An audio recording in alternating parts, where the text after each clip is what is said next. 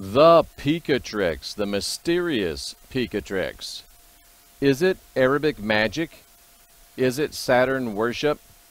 Is it a tie, another tie to Judaism and Christianity, making up the three Abrahamic faiths? I apologize, there should have been a K on the end of that Arabic magic, but we want to talk about the mysterious Picatrix today. I'm Jeffrey Daugherty, the Christian Whistleblower. Welcome to the Christian Whistleblower NCK Jeff Daugherty Show, a YouTube page. And I like to use this page to help expand your base of knowledge, to help you learn about things that you don't know about,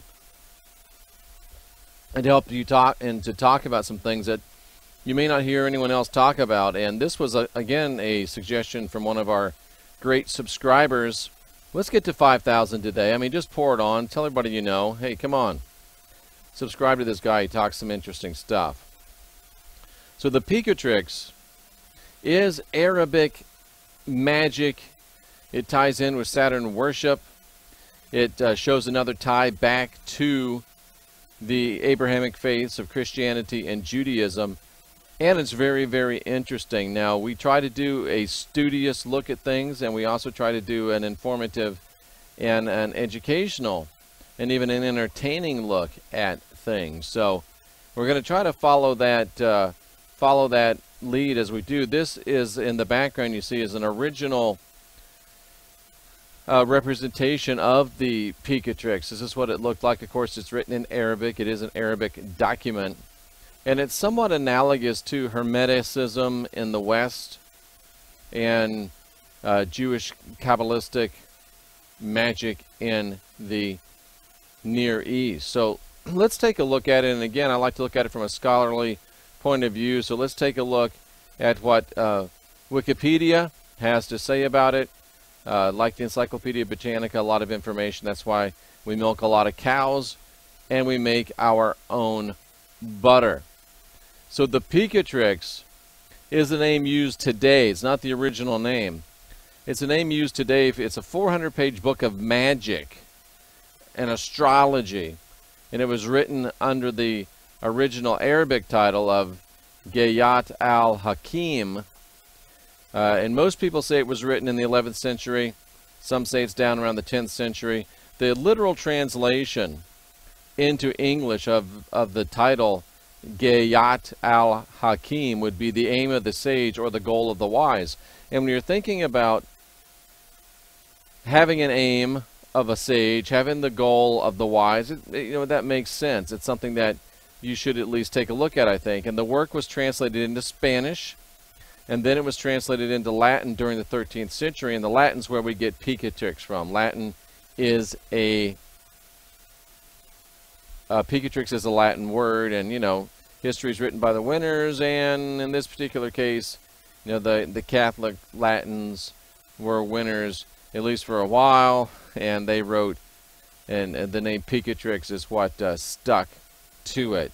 Now, the Picatrix is a work that many people feel is a compilation. Many scholars feel it's a compilation. It compiles previous writings on the subjects of magic with a K. We're not talking about nothing up my sleeve, now you see it, now you don't, presto. We're talking about ceremonial magic and also astrology.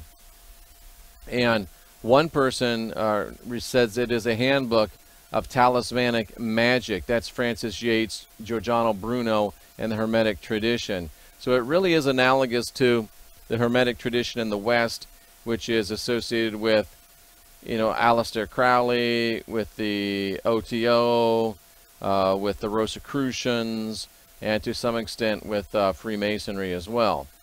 So it is the Arabic text, so to speak, on, as I said, Hermeticism, Sabianism, Ismailism, astrology, alchemy, and magic produced in the Near East. And we've already talked about when it was. We know what Hermeticism is. What's Sabianism? Sabianism is a Middle East tradition where a religious group mentioned 3 times in the Quran as a people of the book: the Jews, the Sabians, and the Christians. See, I didn't know that. In the Hadith, they were simply described as converts to Islam. interest in the identity of this group has increased over time. Discussions and investigations of the Sabians appear later in Islamic literature. Some people think they are Mandeans, a group of individuals adhering to an ancient form of Gnosticism. How amazing is that? How interesting is that? Indeed, the believers, Jews, Christians, Sabians, whoever truly believes in God and the last day, who does good, will have their reward with their Lord, and there will be no fear, nor will they grieve. Interesting. This is straight from the Quran. Whoever truly believes. So basically it says God is a witness over all things. So Islam, it looks like it allows for some fringe adherence. But interesting that even back in those days there was Gnostic influence even on Islam. And I think of Rumi, the Sufi prophet. And Sufism is at least a descendant or a branch of Islam. So, we have to be careful when we're talking about all the Muslims are killers and it's a religion of death. If you read the Old Testament, Judaism was a religion of death. If you read the New Testament, Christianity is a religion of death. And there's a lot of Jewish, it's not polite to say this, but basically the state of Israel was hurried along greatly by Jewish terrorism. And we have Christian terrorism when people are blowing up abortion clinics and doing things of that nature. And we have Islamic terrorism. The Islamic terrorists are just better at it, it seems. And terrorism under any name is unacceptable. And right now there is a whole lot of radical Islamic terror that needs to be stamped out. But I want to point out to you that it's endemic within all three of the Abrahamic religions. Now, if that's not un-PC, I don't know what is, but you'll find terrorism in all three of the Abrahamic religions. Judaism, look at the history, predate the Stern Gang and things like that. Look it up. Christian terrorism. I mean, think about the Crusades. What do you call that? And then, of course, you have the crazy people today in Islam carrying it out as well. But know that even within Islam, there were Gnostic influences, and there is at least some indications of acceptance of at least fringe believers. So this is a great reason why you don't just blow past a word. I don't know what that is. We'll just go past it. And then Ismailism, they get their name from Iman, what's his name? And it looks like it's just a part of Islam. Still pretty interesting, though, when you go look at each of the words. You know what astrology is. Alchemy, if you don't know what that is, it talks mainly about turning lead into gold is the kind of the base thought of alchemy. But what people don't realize, look at this, alchemy and chemistry in Islam. Not only was there alchemy in the West, but there was alchemy in medieval Islam. That's very, very interesting. I didn't know that. I did not know that after the fall of the Western Roman Empire, the focus on alchemical development moved to the Caliphate and the Islamic civilization. Much more is known about Islamic alchemy as it was better documented. And most of the earlier writings that have come down through the years were preserved as Arabic translations. Did you know that? That most of our knowledge about alchemy is through Arabic and Islamic translation. That is very, very interesting. And of course, they're going to claim that Muhammad was involved in alchemy, whether he was or was not. Alchemy and chemistry in Islam, not just in the West. How about that? Very, very interesting stuff. And this book is a compilation, supposedly, of the different methodologies and thoughts and practices and even some of the spells of the greater Islam idealism And we know that the practitioners of Islam had highly advanced mathematics. So very, very interesting stuff. It describes perilous times or propitious times and places. It shows you how to get, to do good for yourself. And now here's what I wanted to talk about. Look at this. In the Picatrix, you have prayers to Saturn.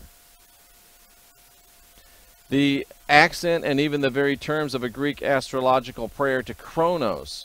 This is one indication that the sources of the Picatrix are in large part Hellenistic. It's also an indication of the connections between all of the Abrahamic faiths. Some people give me hassle for that, but it's true. Islam, Judaism, Christianity connected. And here's another proof of that connection. And look at this. This is in the Picatrix. I'm not going to read it all out loud because I don't want to invoke anything, but Supreme Master Saturn, the Sage, you have greater cares, the Supreme Father.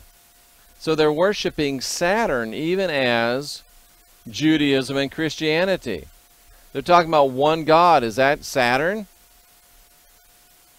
Very, very interesting. Many people think Picatrix refers to, the original name here, Gayat al-Hakim, refers to the mathematician who died between 1005 and 1008 of the Christian era. They think that maybe he had to do with it because it does involve a lot of high math. So a very, very interesting, very, very fascinating book. And the thing that really gets to me is this tie back to Saturn as well. And we know the Kaaba, it's a cube. We know that Saturn is talked about often as a cube. We know that these people go counterclockwise around this like the rings of Saturn. I don't think that's a GIF. But if you see these people, they're walking counterclockwise like the rings of Saturn around this cube. And the cube has been tied to Saturn. And this is in the center of Islam's most sacred mosque at Mecca in Saudi Arabia. The Muslims hold it to be Bayat Allah, the house of God, and has a similar role to the tabernacle in the Holy of Holies in Judaism. So see, I didn't know that. So I guess this must be a room. You must be able to go inside the Kaaba. Does it say if we can go inside it or not? Yeah. The sanctuary around the Kaaba is called the Masjid al-Haram, the sacred mosque. And one of the 5 pillars of Islam requires every Muslim to perform the Hajj at least once in their lifetime, to go 7 times around the Kaaba in a counterclockwise direction. Interesting. Interesting. And here is another picture of the Kaaba. So these folks are doing their counterclockwise thing, right? It doesn't look like they're actually doing the march now. They're just kind of worshiping the thing. Very, very interesting. But interesting that there's ties in the Picatrix back to Saturn, and there's great ties within Judaism to Saturn and great ties within Christianity to Saturn. So the more things change, the more they stay the same. The more we learn, the more we know, the more we realize that the Abrahamic religions are interconnected one with the other, and that the Lord is Jehovah, the Lord is Allah, and the Lord is the Christian God. It's all the same God. They're all 3 religions of the rat bastard. And now you know about the Picatrix, Islamic magic and hermeticism, and also Islamic alchemy. Fascinating stuff. These are the things you learn when you watch the Christian Whistleblower. These are the things that you pick up. These are things that help you become a more rounded individual. These are the things that help you understand more of the world that you're in. These are things that help you guide your own spirit. These are things that help you be your own guru. These are things that help you master your own ascension. These are things that help you unwind your mind, unindoctrinate yourself.